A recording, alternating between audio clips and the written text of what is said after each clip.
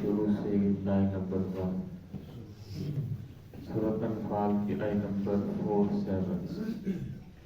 اعوذ باللہ من الشیطان الرجیم، بسم اللہ الرحمن الرحیم۔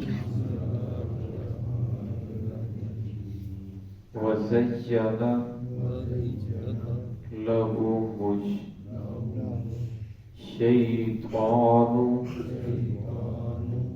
أعمالهم وقال لا غالب لكم اليوم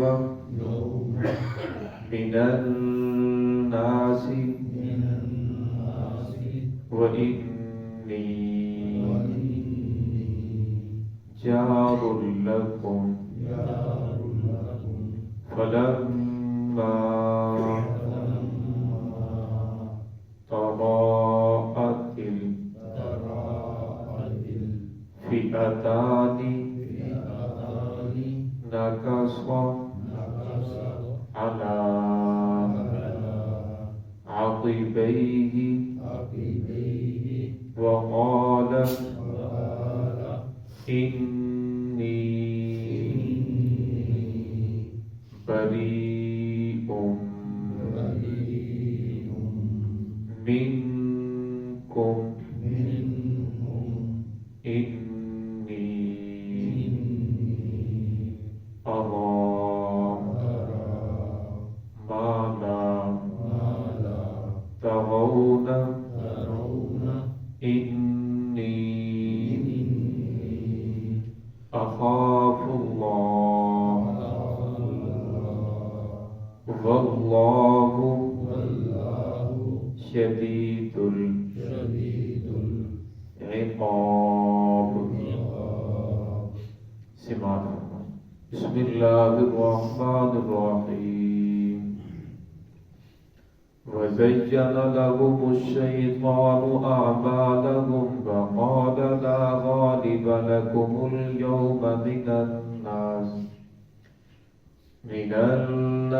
وإني جار لكم فلما تراءت الفئتان نكص على عقبيه وقال إني بريء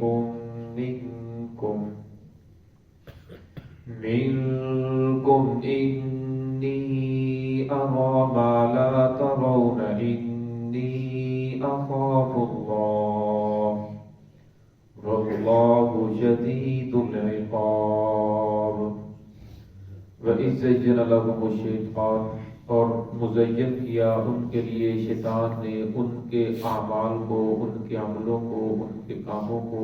وقال، اور کہنے لگا لا غالب لکم اليوم من الناس، آج کے دن لوگوں میں سے کوئی بھی تم پر غالب نہیں آ سکتا۔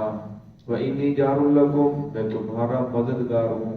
فلما تراءت الفئتان، جب اس نے دیکھا دو جماعتوں کو آمنے سامنے، نکص علی عقبیہ، تو اپنے الٹے پاؤں دوڑنے لگا۔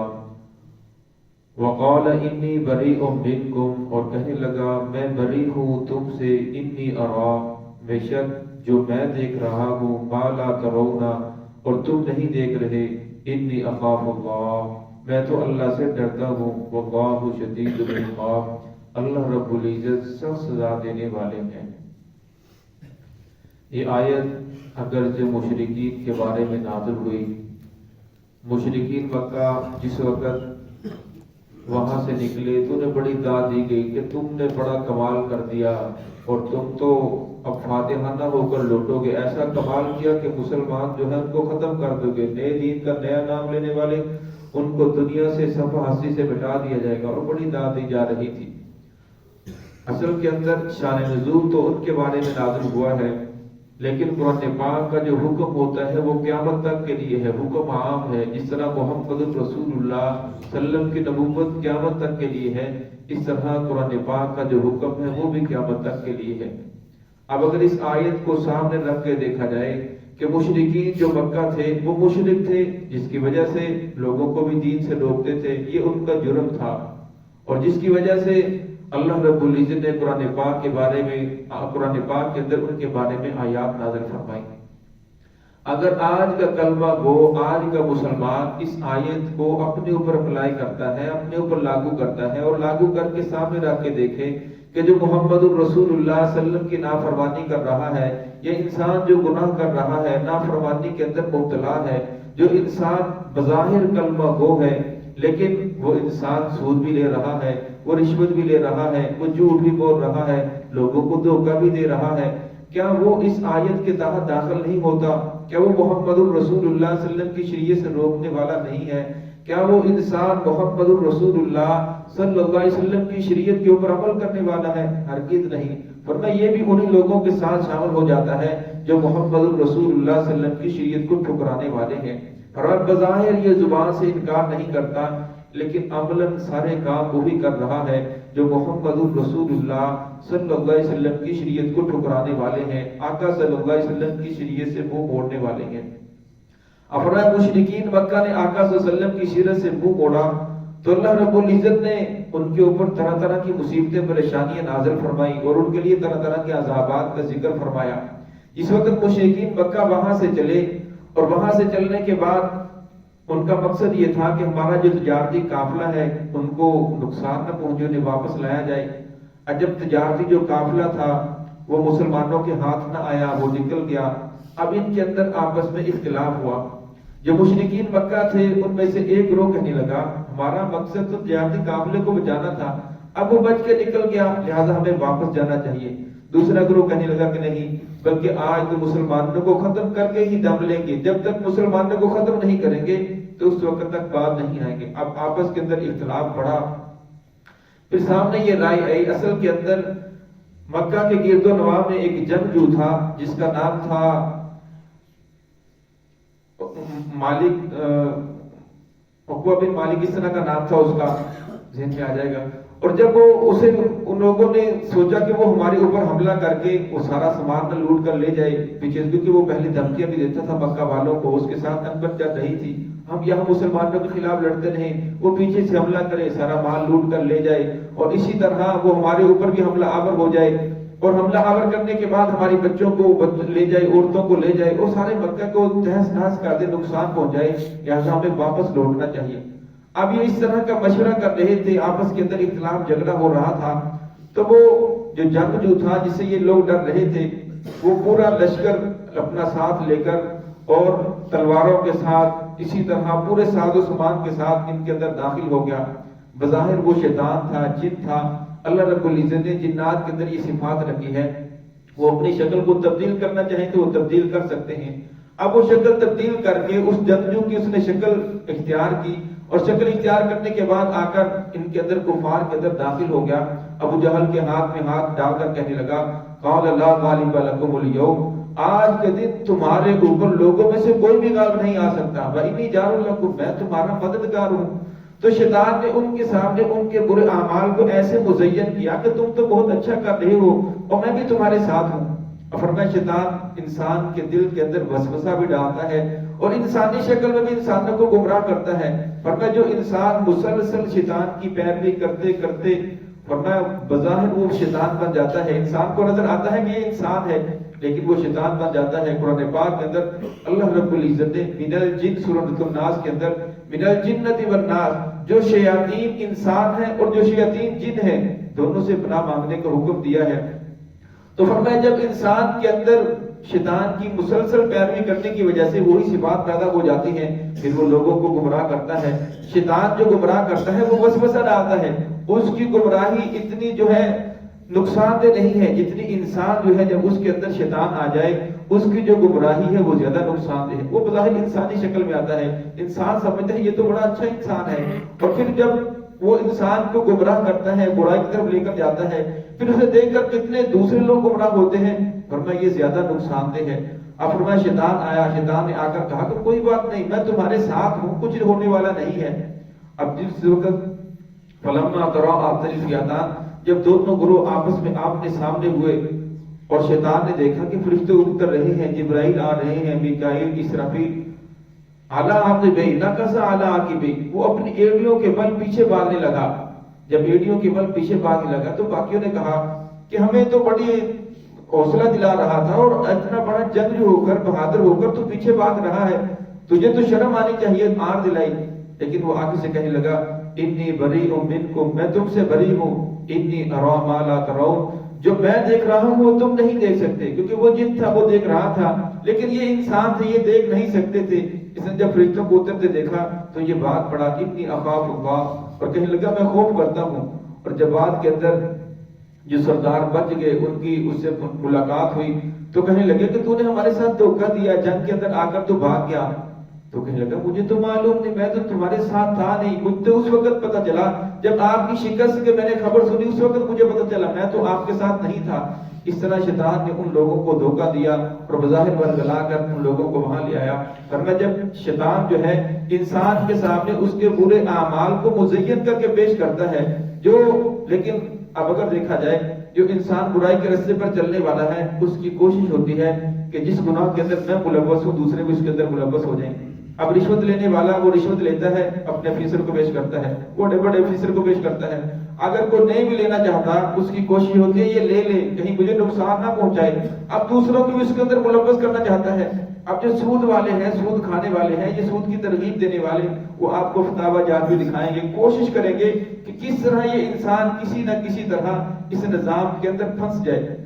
اب قابل فکر کا جو مقام یہ ہے کہ برائی کرنے والا تو یہ کوشش کرتا ہے کہ دوسرا بھی برائی کے اندر ملوث ہو جائے، لیکن جو نمازی ہے وہ کتنی فکر کرتے ہیں کہ میں نماز پڑھنے والا ہوں، باقی بھی نمازی بن جائے۔ نیکی کرنے والے کیا اس کی فکر کر رہے ہیں کہ ہم تو نیکی کر رہے ہیں، دوسرے بھی نیکی کرنے والے بن جائیں۔